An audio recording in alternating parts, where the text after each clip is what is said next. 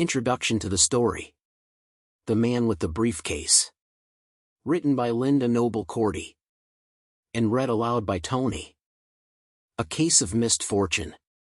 Tom had been walking aimlessly in the business section of his town for just over an hour, when the young police officer approached him. "Where you headed?" he questioned with authority. Tom looked at him strangely and for a moment thought he might be an imposter. Actually, he was sure of it. He had seen his kind before.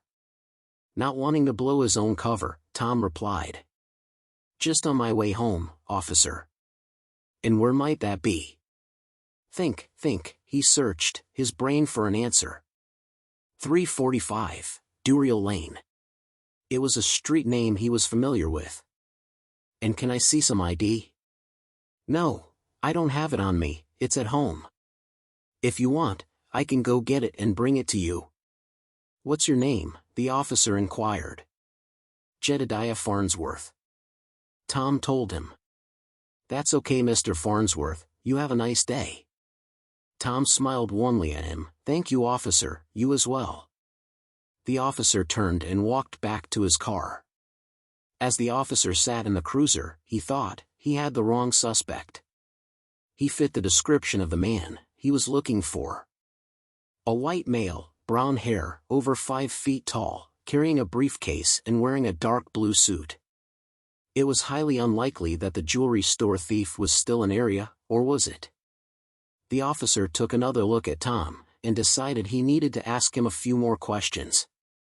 He stepped out of his car and called to him, "Mr. Farnsworth, just a few more questions." Tom heard him and started to run. The officer chased after him. "Stop!" he screamed. The officer quickly caught up to him and knocked him to the ground. The briefcase he was carrying hit the ground hard and broke open. The one thing in it, a lottery ticket, was caught up in the wind and began to fly off down the street.